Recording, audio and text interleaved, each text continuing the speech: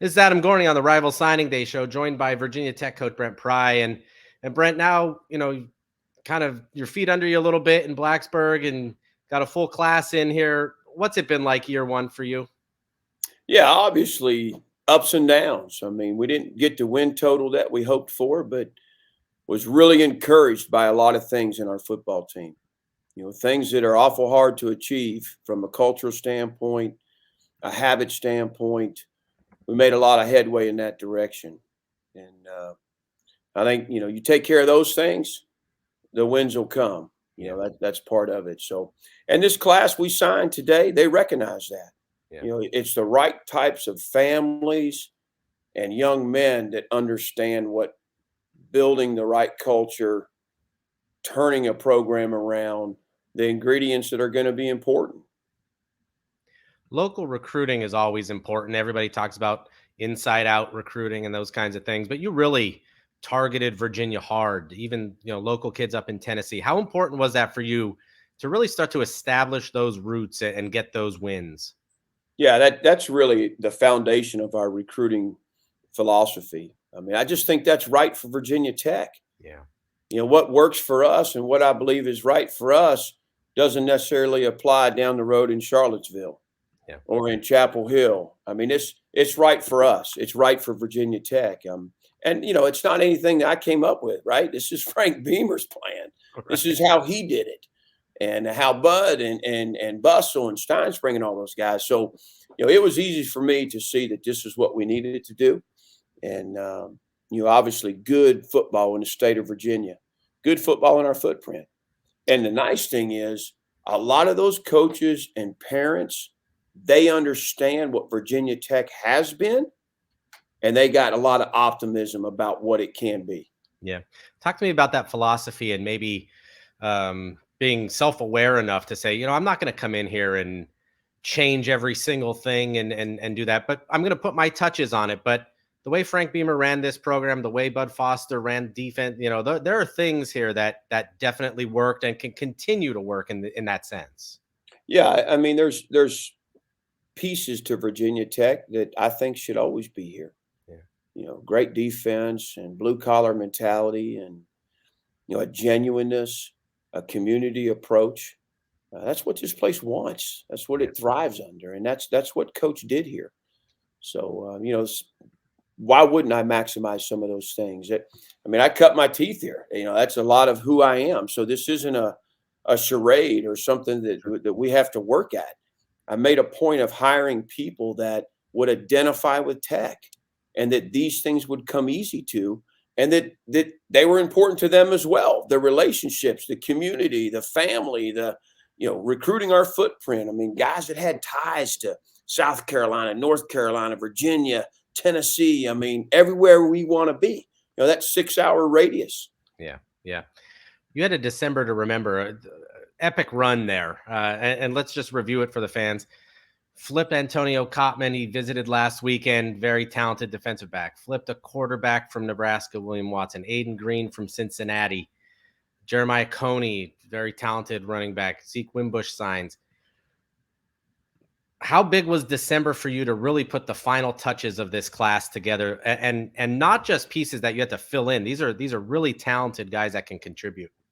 Yeah, that's the way we feel. I think, again, the relationships we had, the way this class was, we knew about these guys that came on late. We've been recruiting them for a while. This wasn't like, hey, let's go grab this guy. We've been hearing about Wimbush all year. He's one of them guys that had a great senior year. Yeah. We've been hearing about Pop, recruiting Pop. We were one of the first schools to kind of jump in there when he started saying, okay, maybe this Nebraska thing's not going to work out. Let me look around. Yeah. Well, we were there right away. Had a relationship over the phone, got him to campus. And so as that thing evolved, we were in there from the get-go, which gave us a good shot at, being there in the end. So it's about just staying the course and keep recruiting and keep an open mind to guys that are interested, that fit you. Jeremiah Coney is a great example. He's wanted to be at Virginia Tech for his whole life. Yeah. And he camped here. We had him here. Great school. We know a lot about the program. We just kept recruiting him. and saying, listen, man, we hope this works out, and he's got Nebraska all of a sudden and Iowa. And then our thing takes a turn and we go, you know what? We're going to be able to do this. Like Yeah. if this is what you really want, let's do this. And, so, and again, that's a Richmond guy that, he's got friends coming. We got relationships. We were seeing him every week. So it just made a lot of sense. And it was, fortunate it worked out. Talk to me about your quarterback recruiting. You take 2 and then you go to the portal, very active there. Is that just rebuilding that quarterback room? Is it trying to find the right pieces? What is that for you? Yeah, to be honest, we have to be good there, right? Yeah. If we're going to truly compete for a championship in this league, we need to have great quarterback play. And it may be Grant Wells. Yeah. And it may be Kyron. It may be Pop. I mean, but we had to make it more competitive in that room for the immediate future and also for years to come. When Virginia Tech's been great, they've been really good at that spot. So, yeah. We're going to do that. And I think the transparency in the recruiting process and being forthright with people allowed us to sign 3 quarterbacks in the same class. There's been a lot of talk and discussion, and I'm sure you felt it about the portal and what that means and how it's going to, transition in recruiting. How do you see using it? Is it to piece places that you need? Is it to load up at certain spots? Is it really sort of as you're going to go, you have to figure this thing out? I think for every head coach and every program, it's probably going to look a little different. Yeah. For us, we signed 25 high school players today. I want to do that every year. Yeah.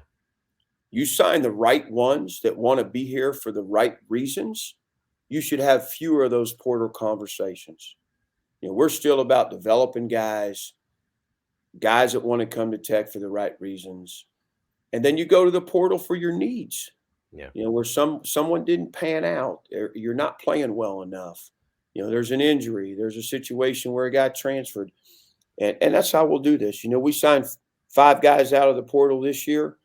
We've got 4 right now. We'll probably take a couple more, and that'll be it. So I think it's a good thing. It's crazy. I'm not saying the calendar is best yet. I think we're still working through that. You don't want to constantly be recruiting your roster and Sure. worried about the phone call, that a certain collective reached out and, is courting one of your players. I mean, at some point you want that to end. I mean, the fact that we got to have another window after spring ball. Yeah. Yeah. That doesn't make sense to me. Right. That is Virginia Tech coach Brent Pry here with Adam Gorney. Brent, thanks so much for joining us today. Yeah. Appreciate you having me, Adam. All right. Take care.